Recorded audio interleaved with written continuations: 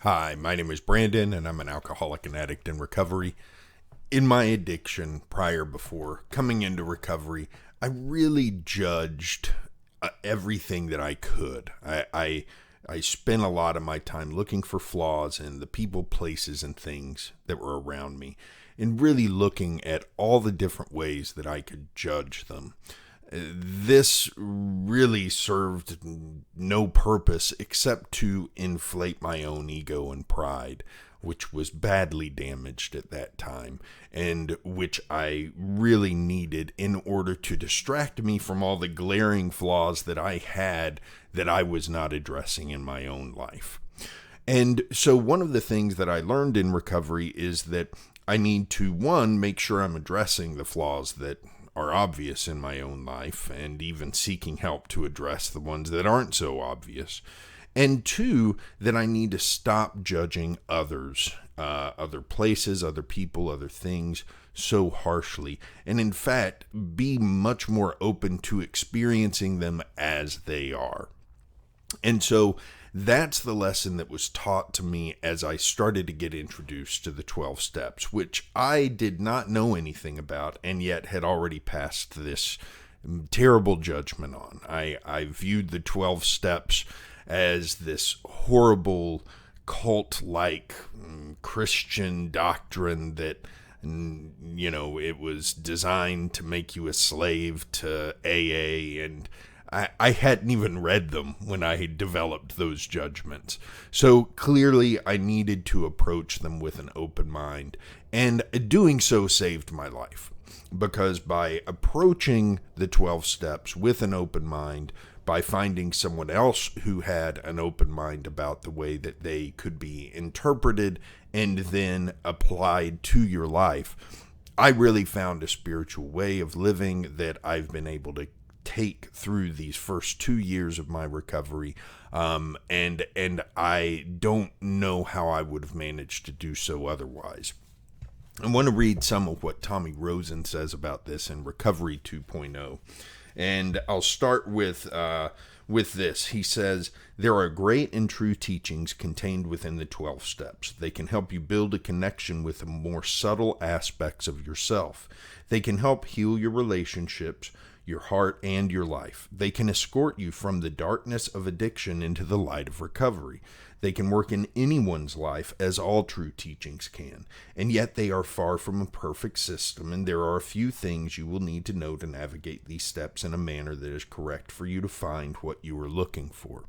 Now, I will note that there are a lot of people who are in AA and other 12-step programs who would disagree with the statement that the 12 steps are far from a perfect system. And that's okay. There are a lot of different beliefs about the 12 steps. I think what I interpret Tommy as saying here is that there are imperfections in as much as people are the ones who wrote them. People are the ones who are using them. People themselves are imperfect, and therefore there's imperfections in the system.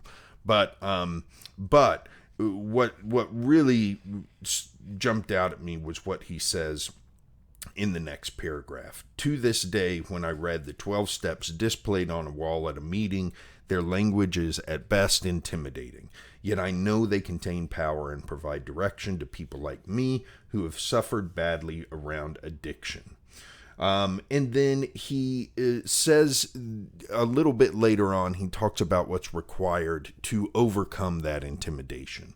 And it's very simple. He says, "Before you start, you will need to make sure you are willing to approach these steps with an open mind."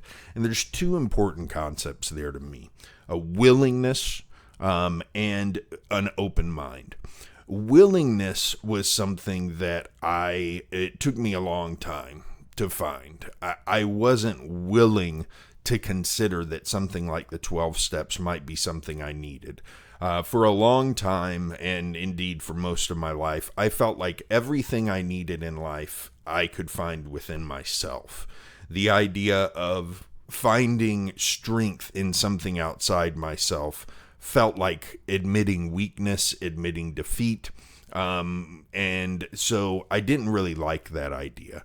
It was only when I became willing to explore ideas and things like the 12 steps outside of myself did I start to find the strength that I had been looking for all along in alcohol and drugs. And then the willingness to keep an open mind. That became really important to me. I have been closed-minded about things my entire life. It basically, I would develop my own ideas about whatever I was encountering in life, and then anything that went against those ideas I felt was wrong and needed to be dismissed, and that the people who thought that way were below me. And it's a horrible way to live, and it's probably why I had trouble making friends for such a long time in my adult life, because I really did not treat other people's ideas or their beliefs with much of an open mind. In recovery, what I learned is that the more that I can open my mind and my heart to the idea that I don't know everything, and that there's some kind of wisdom in a lot of these ideas that I used to dismiss outright, then I started to be able to see some of the different ways that I could apply these ideas to my own life. With the guidance of a sponsor in the program, it became even more clear that things that I used to disdain, like higher power, those things could be applied to my life in ways that I didn't even realize in my addiction I was kind of trying to get there. I was getting so desperate that I was trying to get there, but I wasn't quite open-minded enough to reach that point where I was willing to say, yes, there is something greater than me. I was still holding on to my ego and pride so tightly that I couldn't get there while I was still in my addiction. And so once I let go, and once I had that idea that if I stay open, if I stay willing, then good things will happen as I start walking through these steps, noticed a major change in not only my ability to apply them to my life, but on the quality of my life. Quality of my life started to increase exponentially.